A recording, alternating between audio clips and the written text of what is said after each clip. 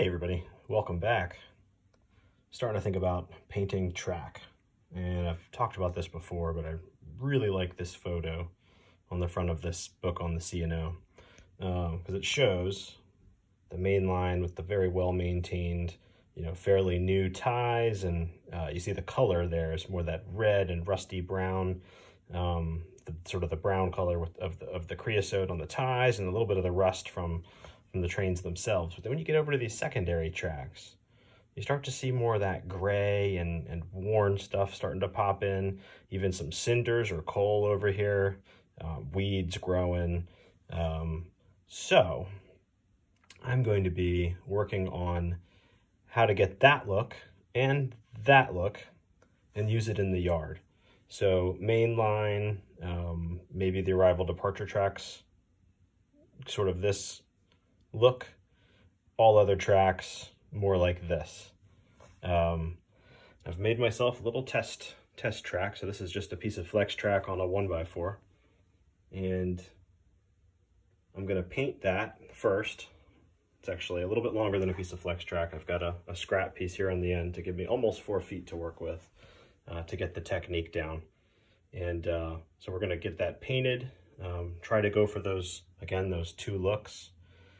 And I've got some different ballasts and stuff to try as well. I'll show you that in just a minute. The next one I'm going to do is borrow an idea I saw from Sean with the Midland and Dorchester in-scale railroad. And his idea and suggestion was to go to Arizona Rock and Mineral and take a look. They got tons of different ballasts, but they do these little samples. They're not very big. But this is I think it's 50 cents. It costs a little bit, it probably costs more to ship it. But I got, a bunch of different kinds of various grays and, well, mostly the grays. And I even got a few in N scale. So most of this is HO scale, some of it's N scale. But his idea was once you've painted the track, you just use these samples and do, little couple inches at a time of each one, label it, and you can kind of take a look and see which one you want to use. So I'm thinking I'll probably select 2 of them, maybe one of the N scale ballasts for some of these yard tracks, and of course the HO ballast on the main line. And I'll just need to transition from what I had been doing over by the creek into what I'm doing in the yard. And I think, if you look, sorry for the pans, transitions are pretty stark from one area to another. So you can see on this turnout, they've been, maybe a little bit better maintained than when you get on the side track there. When you're on the main, I think the C&O had a double track main line through here, so that's what we're gonna do next. So gonna get things painted, probably play around with on the track itself. Probably play around with some weathering techniques. I may do sort of half the track this way and half the track that way, and then try a little of each ballast.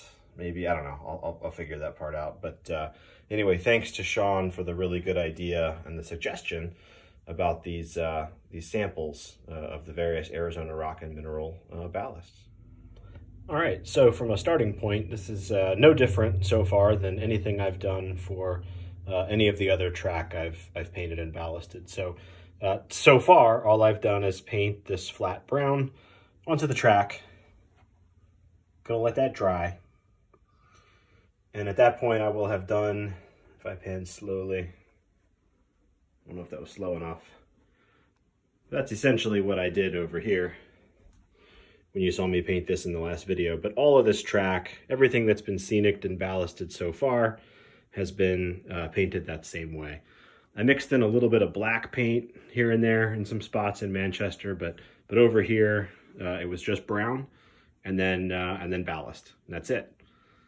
So I'm kind of where I normally would be when I just go straight to the Woodland Scenics medium gray ballast, which looks fine. I just want to kind of bring it up a bit. As you can see, I don't have a lot of room for other scenery through the yard. I'll have some buildings and stuff in the back, but in general, the track is it. So I want it to look really good, and I'm gonna spend a little time and experiment with some different techniques. And I'll show you guys what I come up with as I work through it. All right, just doing a little experimenting with different weathering methods and techniques I've seen around YouTube. And the first one I tried here was just cheap chalk.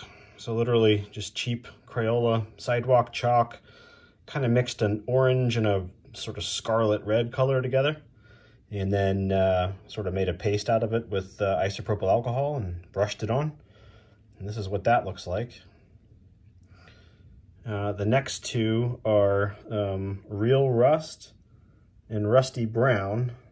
Both of those are, I believe it's Monroe models. They come in a little plastic jar, already mixed with isopropyl alcohol. So there's those two. I brushed that on as well, and then clean the top of the ties. And then last, I made a mixture using Vallejo pigments, burnt umber and dark gray, kind of mixed them together a little bit. Mixed that into a paste, or, you know, like a very soupy paste with isopropyl alcohol, and brushed that on. And then, of course, beyond that is just the spray paint I did. And obviously one of the things that jumps right out is this technique right here. While it does give a little texture on the side of the rail there, pretty much looks the same as just the spray paint. So that's probably not worth the effort. Coming down this way, this looks like a little, this is just too much. Now, all of these, my plan is to come in and tone it down with some, you know, either black chalk or like a black soot type pigment, and kind of tone it down. But before I do that, I do want to kind of mess around with painting the ties as well. So this is just the untoned down rust effect on the rail. This seems a little too much, a little too red, too aggressive. But I am liking the look of this one, this Real Rust. Not surprising. I mean, that's what it's meant to be. So I'm gonna keep messing around here. I'm gonna mess around with some techniques to paint the ties, you know, kind of a little bit more gray here and there, and kind of mess around with that a little bit. Obviously clean up the, I don't want the ties having this pink, you know, or rusty look to them. The tie plates, yes. The ties themselves, no. So I need to clean that up a little bit. And this is just sort of showing where we're going. But yeah, so far I think I like the look of this one. So I'll get these ties painted and come back and show you what it looks like. All right.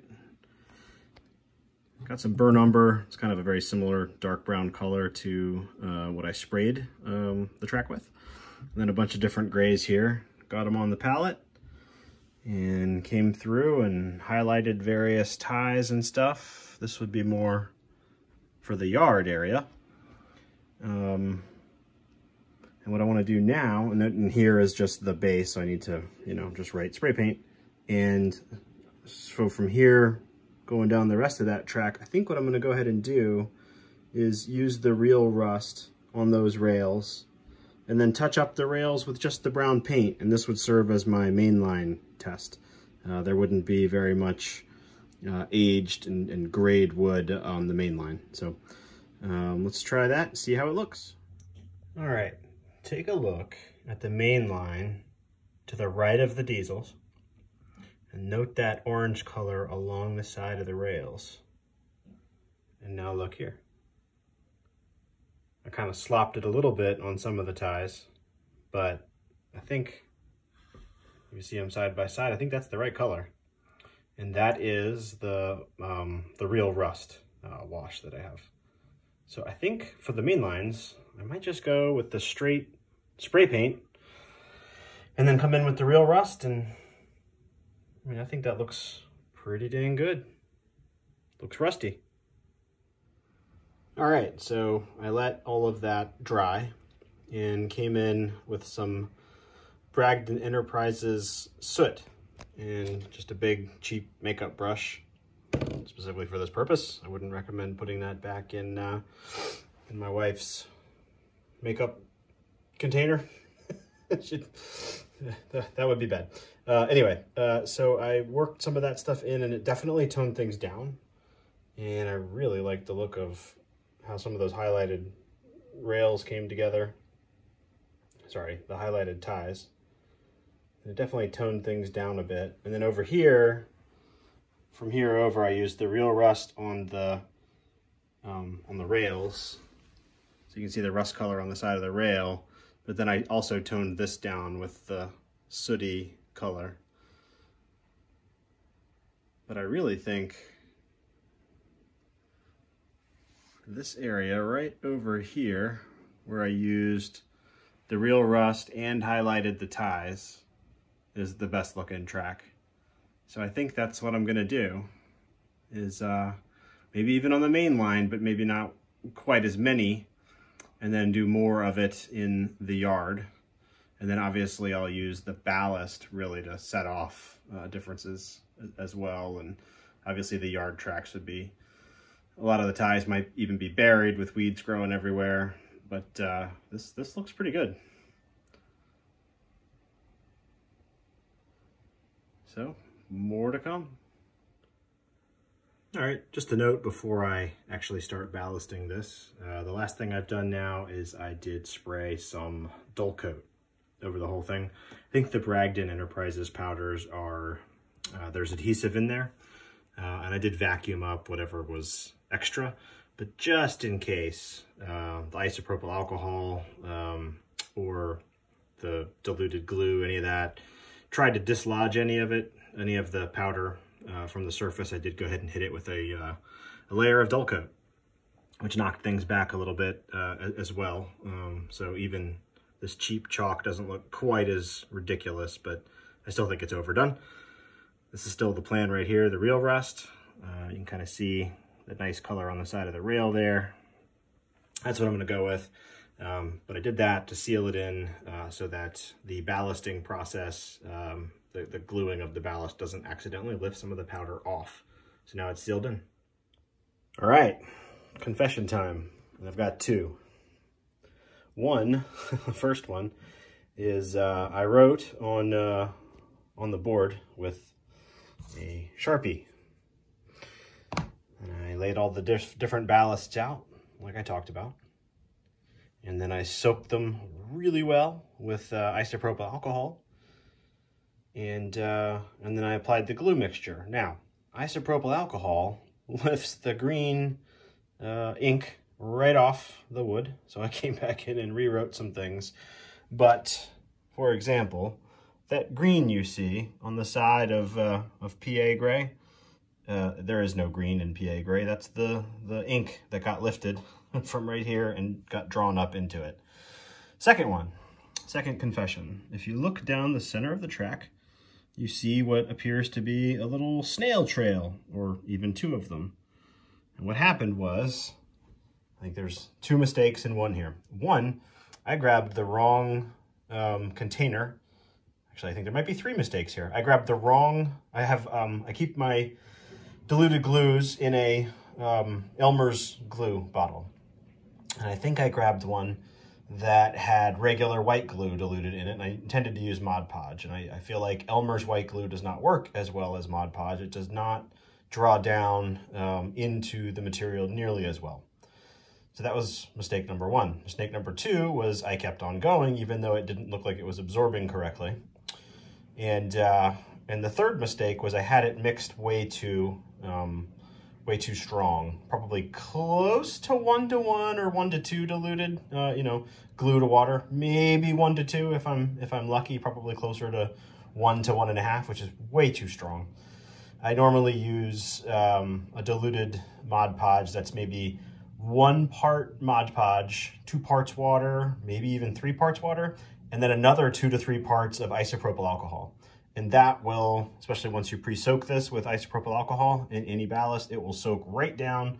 We'll leave no trail, no snail trail, none of that shiny mess that I got left with here before. So multiple mistakes were made in the making of this test, but it still serves its purpose. I can see the various colors of ballast here.